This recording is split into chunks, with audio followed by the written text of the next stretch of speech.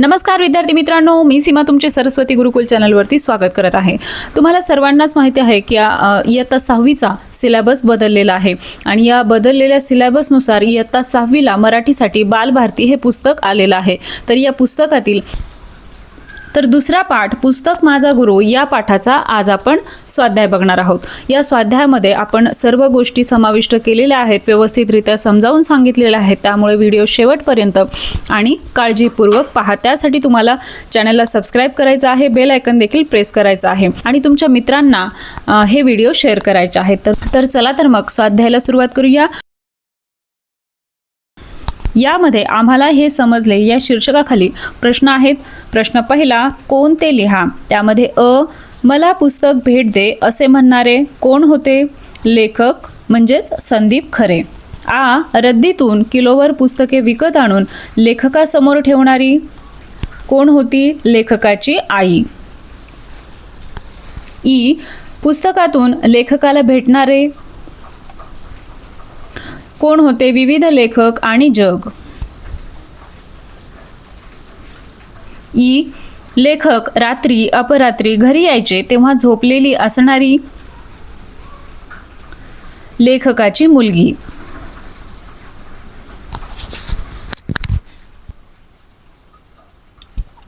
प्रश्न दुसरा, कंसातील योग्य शब्द निवडून रिकाम्या जागा भरा। आता या ठिकाणी शब्द दिलेला आहे कृतज्ञता, मैत्री, प्रतिबिंब आणि अनुभव। तर योग्य शब्द योग्य ठिकाणी लिहून आपल्याला रिकाम्या जागा पूर्ण करायच्या आहेत। त्यामध्ये वाचनामुळे शब्दांशी रिकामी जागा होते। काय होते? मैत्री। रिकाम्या जागी योग्य शब्द येईल मैत्री।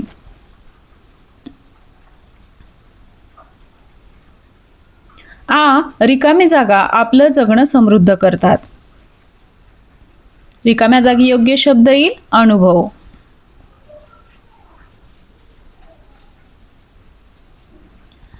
माझ्या बऱ्याच कविता या मला आलेल्या अनुभवांचे रिकामी जागा आहेत। रिकाम्या जागी योग्य शब्द येईल प्रतिबिंब।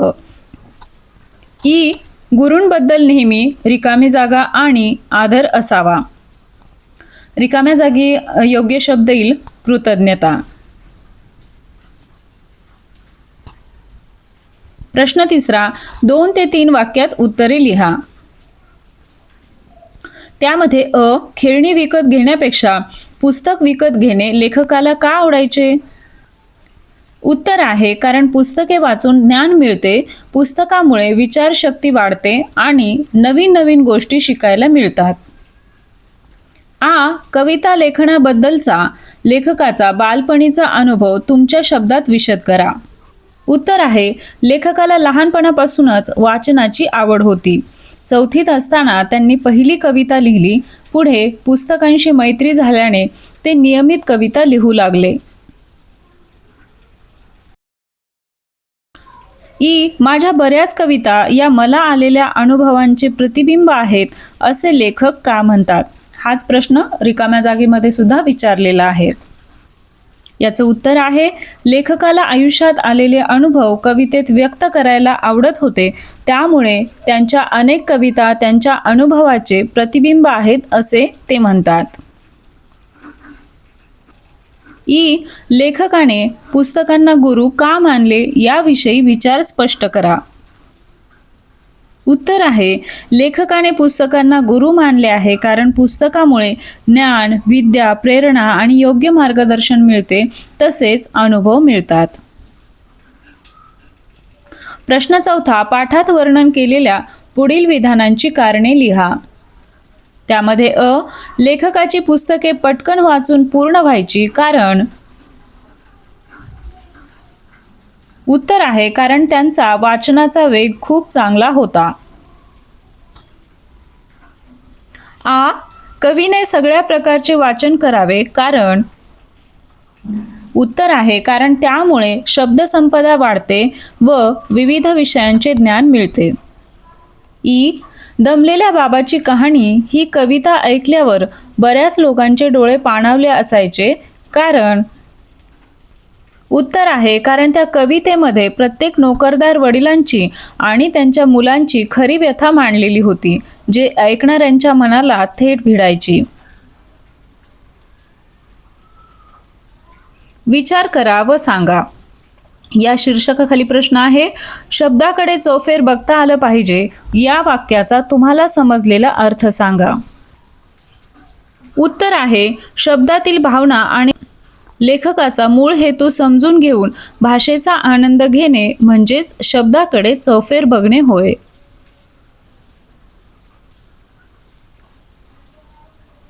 लिहिते होऊया या शीर्षकाखाली प्रश्न आहे, तुम्ही वाचलेल्या पुस्तकांपैकी एका पुस्तकाबद्दलचे तुमचे मत व्यक्त करा व सारांश रूपात वहीत लिहा.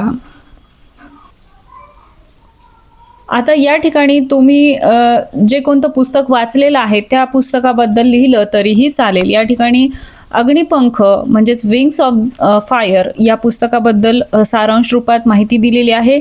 याचे लेखक आहेत डॉक्टर APJ अब्दुल कलाम. सारांश, अग्निपंख हे डॉक्टर APJ अब्दुल कलाम यांचे आत्मचरित्र आहे. यात रामेश्वरमधील एक सामान्य कुटुंबात जन्मलेल्या मुलाचा भारताचा क्षेपणास्त्र पुरुष म्हणजेच मिसाईल मॅन आणि पुढे राष्ट्रपती होण्यापर्यंतचा प्रेरणादायी प्रवास मांडला आहे.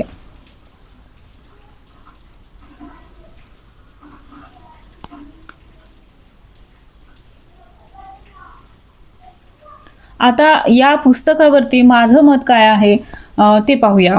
हे पुस्तक म्हणजे स्वप्न पाहणाऱ्या आणि ती पूर्ण करण्यासाठी कष्ट करणाऱ्या प्रत्येकासाठी एक दीपस्तंभ आहे.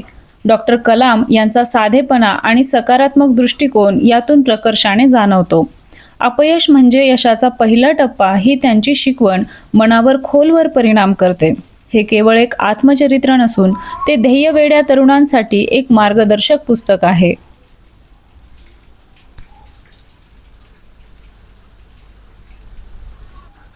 खेळूया शब्दांशी या शीर्षकाखाली प्रश्न आहे. प्रश्न पहिला, दिलेल्या अक्षरांचा योग्य क्रम लावून अर्थपूर्ण शब्द तयार करा व लिहा. यामध्ये या ठिकाणी जे शब्द दिलेले आहेत ते व्यवस्थित पाहून घ्या आणि या शब्दापासून तयार होणारा अर्थपूर्ण शब्द आहे वाढदिवस. त्यानंतर आहे या अक्षरांपासून तयार होणारा अर्थपूर्ण शब्द आहे ग्रंथालय. या अक्षरांपासून तयार होणारा शब्द आहे आत्मचरित्र.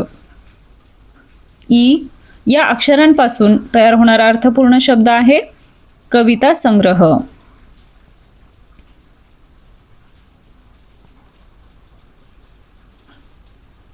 दुसरा प्रश्न आहे, दिलेल्या शब्दांचे पुल्लिंग, स्त्रीलिंग, नपुंसकलिंग या प्रकारांमध्ये वर्गीकरण करून तक्ता तयार करा व वहीत लिहा. आता या ठिकाणी हे शब्द दिलेले आहेत, त्या शब्दांचं आपल्याला वर्गीकरण करायचं आहे. तर याचा तक्ता आपण पुढे पाहूया. पुल्लिंग शब्द पाहूया, लेखक, बाबा, वाढदिवस, लळा, अनुभव, कार्यक्रम आणि जन्म. स्त्रीलिंगी शब्द कहाणी, वाटचाल, खेळणी, दिवाळी, रद्दी, कविता, मैत्री, भाषा, प्रेरणा. त्यानंतर नपुंसकलिंगी शब्द पाहूया, पुस्तक, डोळे, लहानपण, ग्रंथालय, बक्षीस, मन, कौशल्य आणि ज्ञान हे शब्द आपल्याला नपुंसकलिंगी सांगता येतील. तर अशा प्रकारे हा तक्ता आपण तयार केलेला आहे. आलं लक्षात? आशा आहे तुम्हाला सर्व प्रश्नांची उत्तरे समजली असतील. हा व्हिडिओ तुम्हाला कसा वाटला ते कमेंट करून नक्की सांगा. व्हिडिओ आवडला असेल तर व्हिडिओला लाईक करा, तुमच्या मित्रांना हा व्हिडिओ शेअर करा आणि सर्वात महत्त्वाचं म्हणजे चॅनलला सबस्क्राईब करा. आपल्या चॅनलवरती सर्व विषयांच्या स्वाध्यायाच्या व्हिडिओसोबतच विविध विषयांची भाषणे, निबंध लेखन, पत्रलेखन, आर्ट अँड क्राफ्ट या सर्वांचे व्हिडिओ चॅनलवरती अवेलेबल आहेत. तेही चेक करा, तेही तुम्हाला नक्कीच आवडतील. त्याचबरोबर इयत्ता 6वीच्या बदललेल्या सिलेबसनुसार मात्र हिंदीचा सिलेबस आपला बदललेला नाही. त्यामुळे हिंदीचे पहिल्या पाठापासून ते शेवटच्या पाठापर्यंतचे व्हिडिओ चॅनलवरती ऑलरेडी अपलोड झालेले आहेत, ज्याची लिंक तुम्हाला डिस्क्रिप्शनमध्ये मिळून जाईल. तर भेटूया अशाच एका नवीन व्हिडिओमध्ये. तोपर्यंत धन्यवाद.